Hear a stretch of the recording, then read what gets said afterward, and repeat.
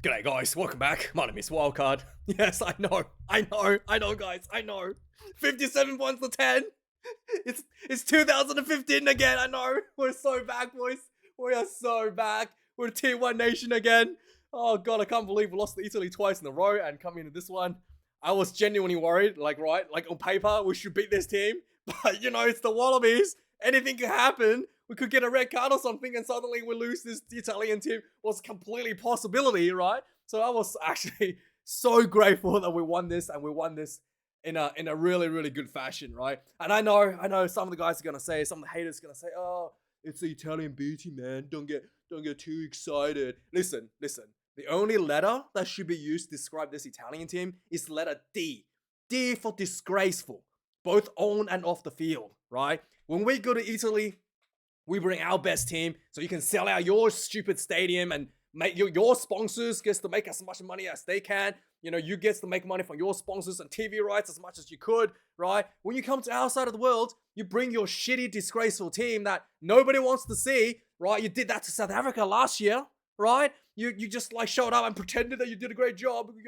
We're building towards the future, guys. And now you come into our part of the world, the Nations Championship that's supposed to be, right, building towards the World Cup, right? Supposed to be like a mini World Cup that everybody's supposed to take this seriously. You know what they did? Oh, nah, we're just gonna make 9 changes against the Wallabies, right? We're gonna leave like our best 2 players at home, not even take them on tour, right? Like, who was it? Who did they leave on? Kapuatso and Nicotera, just leave them at home, the best players. Yeah, you have some injuries. What? You're gonna change 9 players for this game just to make it a complete joke, right? So, instead of us being able to sell out, like, Opta Stadium, 60,000 people or something, maybe not 60,000, but 40, 50,000, instead of getting a good return on our efforts, you're gonna come with your crappy team so that we have to put it in, HBF Park, which is only like what, 20,000, 30,000 seats?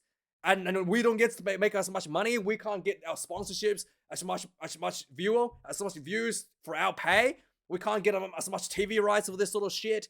But hey, I have to respect the Italians. Absolutely not. Your coach should be fired. He's a disgrace. He's a fucking disgrace. Okay, and this team is a disgrace. Okay, you come to this and make a joke of this nation's championship. You make a joke of our fans who pay hard-earned money to go see these games, who sold out the stadium once again. And you showed up as an absolute joke. I have no respect for you. I don't care how well you did in 6 Nations. You can only get respect from me when you fire that stupid head coach of yours and start bringing your proper team to my part of the world. When we get to see your proper team, until you do that, I don't care how many 6 Nations game you win. You're a fucking joke, Italy. Anyway, that's my little rant. Let's talk about the Wallabies. A team that I actually bloody care about. So yeah, obviously, this was... Again, despite the scoreline, obviously the most important part that we wanted to know is, did the Wallabies fall off the second half again? Because we know the Wallabies are good. We know they can play in the first half, right? And again, I'm sorry guys, but the second half performance was a little bit less than the first half. But then, I got to be fair with the Italians here a little bit. They did lift the efforts a bit more in the second half. So when our reserves came on, we were faced with a bit more resistance as well. So in the first half, the scoreline was 38 points to 5 for the Wallabies. And the second half scoreline was 19 points to 5. Yeah, but then again, the main thing is like, were we giving our silly penalties? I don't think we were. Were we, not trying? I don't think that was the case. We were trying. I think Billy Pollard and that final try that finished off the game looked like we'd, putting our best efforts. But it's just like, I think, overall there was still a bit of clunkiness when the reserves came on, and there were moments in the second half. I do think that the players look a little bit like, I think we've done enough. Whispering each other with their looks on their faces. Maybe we've done enough, but I do think that, the energy, some of the, especially from the 4-pack, was really, really good. How good was Panga Amosa this game? My goodness. But, what's his name? I keep forgetting his name. Josh Kanem as well. 3 tries for Lock. Outstanding efforts from our 4-pack there as well. In terms of the back line, I did see some of the new stuff they tried to do with Swali. They did try to get him engaged a little bit more. They did a bit of kicking game for him. Like, Ikitel did a chip over for Swali. They couldn't quite get it. I just want to, the problem with Swali is, like, all of these moves are not really practiced for him in Super Rugby. And he was also injured for most part of Super Rugby. Believe it or not, despite the fact that he's got, 20 test cap now, I think he's got fewer club games caps than his actual test caps. Yeah, because last year he was out for like 9 rounds. This year, once again, he was out for 8 rounds or something. And that's basically like half the season just going out, probably, yeah, half the season going out of the window. And considering that he's got the amount of games that I wouldn't be surprised that the amount of games that he's played in Super Rugby is actually less than his Test Rugby. So a lot of these moves that you see in Test Rugby, they try to set up for him, and some of the executions like popping the ball off the ground, it's not quite there because he just hasn't done it like even in the Super Rugby level. It is something that we have to just keep working to get him there. But he was definitely, again, you can see that he's got the energy, he's trying to step up his game. That's something that I like to see, and I do appreciate the effort there. Another guy I thought had a great game, great effort, at least effort-wise, with Harry Potter. Mr. Potter was just crashing in left and right. He was running the ball like an absolute fiend out there. The one thing I have against Mr. Potter is that, why didn't he pass the ball, man? How many times he makes a line break and he didn't pass? He just like refuses to pass the ball. Seriously, if he had passed some of those passes, got his hand free, especially in the second half, could have easily got at least 1 or 2 tries for some of those outstanding runs that he's been ditching out, and also pretty good on the high ball as well. So I really, Well, still, the good news, still room to improve for Mr. Harry Potter. Oh, before we talk about anything else, this was the final game. Laurie Fisher and obviously Joe Schmidt.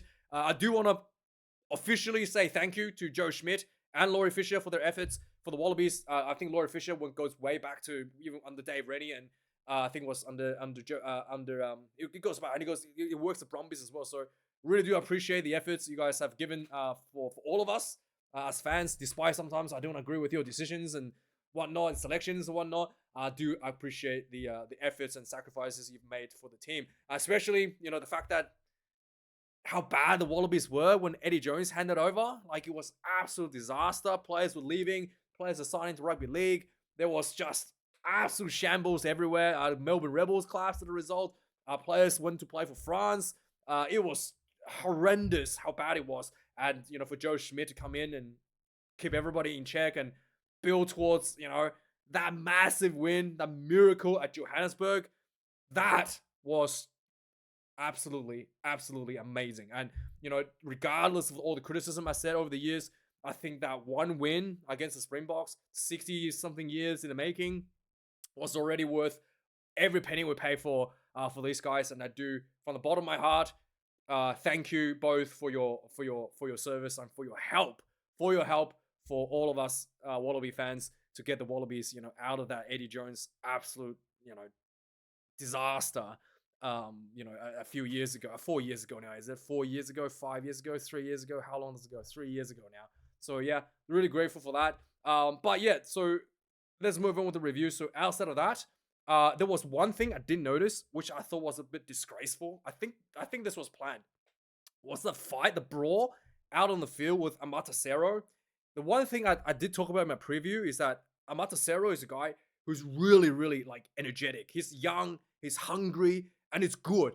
But he does have a little bit of short fuse. You remember there was like news reports where he got a bit of fist fight with his teammates in training because of stuff that just stuff like that. He's still very young, and you would kind of expect that from some of these young fellas. And I have no doubt the Italians probably try to set him off by pushing him out and then having that guy on the bench coming in and shoving him on the face, and got red carded for being on the bench. But I have no doubt if the Italians try to take advantage of him, and I'm very proud of Miles to not take the bait, and didn't throw a punch or something and get himself sent off. And I'm really, really proud of him for that. So I'm grateful for that. Again, disgraceful on the Italians for doing that in the first place, but I have no doubt if they try to do that, something that they intentionally picked up from their reviews. Another thing I think the Wallabies is something that needs to look at is a scrummaging. Angus Bell, to my surprise, right, the Wallabies had pretty good scrums against the Irish, especially on the tight head side. They were able to wheel it from the tight head and get a pretty good shove. And I think they got a couple of penalties as well with both Tupou and Alatoa in the first half. And for some reason, coming in against the Italians, this is still like they don't have Ferrari here. This is the weak front row team, but then again, the Italians had a pretty good scrum 3 out of the 6 nations, so not surprising that they are once again very good at scrummaging here. But the Italians really did their homework here in the scrum and done a number here on Angus Bell here. So we'll watch this. So Angus Bell, you will notice that his back is already bent a little bit, right? That's his normal setup. That's just how he sets up all the time. Now, you know, if you were to, I don't know, you know, some people are just more comfortable in this position. But if you were to me, if this was, if it were up to me, if I was the coach, or if I was, you know, if it was to me, I think he's still very young, and you can definitely coach him out of this, like, sort of arched back position, this bad body position, because you can see the Italians has done their homework and they've taken advantage of the fact that Angus sets up like this before, like with a bend back before the engagement. So what you will see is the Italians will edge themselves forward to try to get Angus to curl up, and then take advantage of that of his body position before the engagement. Now we can see that, and I'll explain to you what's happening here. So right. So now we're maybe I have to turn the sound on. Bind. See how he goes bind? He pushes his arm away. Not only pushes his arm away, but he edges forward in a tiny bit. You see that? He edged himself forward. Let's go back a bit. On the bind, the Italian players, he pushes his arm away, Angus' arm away, and he edged himself a little bit forward. And he's already taken up that little bit of space, the halfway space, that you're supposed to keep before the engagement.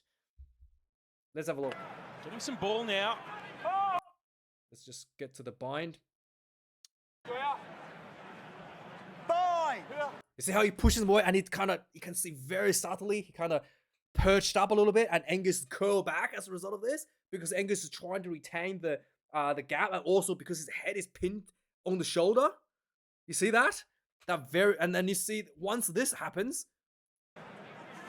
Angus has to take a step back so that he can actually lower himself and straighten up his back a little bit, like, you know, get his back into the right position, right? And you can see the Italians are already locked in, loaded, and Angus is curled badly here as a result of that little subtle little shift forward there from the Italians to take away the space. And you can see the entire Wallaby scrum actually move back a couple steps as a result of this. Set! And you can see Angus on the set, he's already like compromised because he had to go back that little bit. And what the Italian did here, not only that he's locked in Angus and pinned him down, but he rolls his shoulder to collapse the scrum. Let's watch. So he rolls his shoulder, and because Angus is already compromised and he's underneath the tight head, he goes down first, and he gets penalized for this. So this one, he didn't actually call for the penalty. Big scrum from the Wallabies. Call for reset, but let's watch the reset. Right, Let's watch the reset here. Let's watch it reset.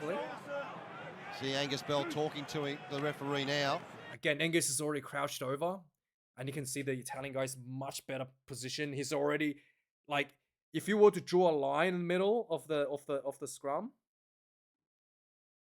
you can see the Italian player's probably already past the halfway point. He's already inched over to the Australian sort of like space, right? Before anything is being called. And Angus has to basically put his head on the shoulder already, right? Because the Italian has moved forward. His block. And on the crouch, watch how the Italian grabs and he sinks forward. See how he pushes forward? He's already past the halfway, like way past halfway. And this is just crouch. He hasn't called engage yet. He's already like, you know, 5 inches beyond the midpoint of where the scrum is set. And Angus is already recoiled again. He's already like on his back foot. And you can see the Italian guy is completely like, you know, like locked in and, you know, flattened, and Angus is already curled and he's got his foot like, you know, one of his foot is in front. Let's watch a tiny bit. Again, Angus has to take a step back to create that little bit of space that he needs to get himself, you know, it's in position to straighten out his own back. And as a result, you can see the Wallaby scrum has to all go back half a step. And then again he sets, and he gets rolled down again. Immediately gets rolled down. And He will put pressure the on him. referee Set. issues the penalty here because the referee, right, can see that Angus is compromised with his backbend. He's above everybody else, and when he goes down, he's also the first one to touch the ground. Even though the Italian guy kind of rolled him there, he gets the penalty. He gets the penalty, and that's the nature of the scrum. It's really important to give the referee the right image, and as a result of this, a lot of the calls went against the Wallabies because the referee had it in his mind that Angus compromised. So later on in the game, he got penalized for pretty much the same thing. He got rolled under, and then the referee just immediately like, yep, you're collapsing it again because he's already got this image in his mind. I know, what do you do in this sort of situation? Angus should have just held on his spot. First of all, I think he needs to really command that space, right? And just really not allow the Italian just to be like really just push his chest out and command the space so that when the Italians try to edge forward, inch forward before the engagement, he will actually just prematurely engage the scrum and get the referee to penalize the Italians for that. Just constantly show that picture. Instead of him moving back, he should have just really commanded the space and let the Italians infringe for early engagement. So it's easier for me to say, but I think that there's a fair bit of work to do here for Angus to fix that up going against Japan, because Japan has a pretty decent scrum as well. So that's something that we definitely have to hammer down. So yeah, I think I already talked about the forwards. Kanan, 3 tries. Amosa, I think he had a try that was ripped out from Angus and more try. So that was a bit harsh for him. But anyway, let's look at the match stats of the game. 9 tries to 2 for the Wallabies. Jesus, when was the last time the Wallabies scored 9 tries? My goodness. Oh, it's feels like a lifetime away since that happened. 559 run meters for the Wallabies, 240. That's just abysmal. Absolutely abysmal. 42 defenders beaten to the Italians 11.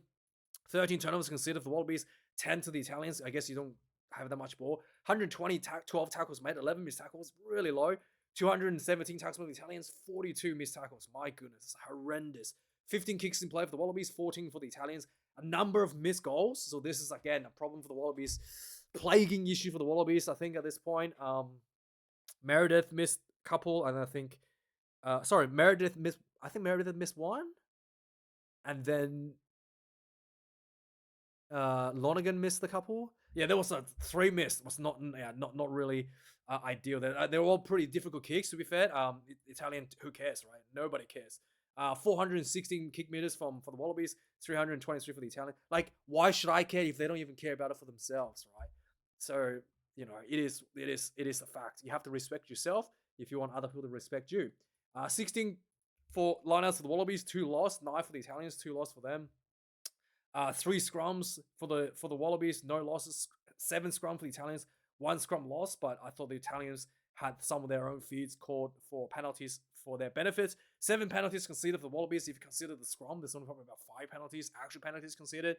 12 penalties against the Italians, 1 red card for some guy on the bench. Yeah, disgraceful team. Anyway, let's do a quick point summary before this video gets too long, right? 4 minutes in, the Wallabies had a big drive in more, lots of pick and go. There was like a short pop pass from Ikitel to Cannon, crashed over for the try after sustained pressure, 5 points to 0. 22 minutes in the game, the Wallabies went for the line out, 22 meter line out, crashed midfield. There was a little backdoor play. It looked like the AAA did a little backdoor play for Tom Wright. It looked like Tom Wright ran behind Angus Bell, but the referee said I was okay, and he went over for the try, 12 points to 0. 12 minutes in the game, the Italian defense was absolutely horrendous at this point. The Wallabies just picking ball and just having quick recycle at the breakdowns and just getting forward again and again and again. And eventually, Panga Mosa picked and go for the try. Like, the Italians were just holding on for dear life. 19 points to 0. 19 minutes in the game, the Italians gets their first try on the board. Some really nice passes, shifting the ball out wide. Little double backdoor play from the Italians. And then the, what's his name? Lamaro, the number 7, runs into the corner. Looked like he was held up, but he grounded the ball before he was put up. 19 points to 5. 24 minutes, there was a disallowed try for Jorgensen for, what happened here?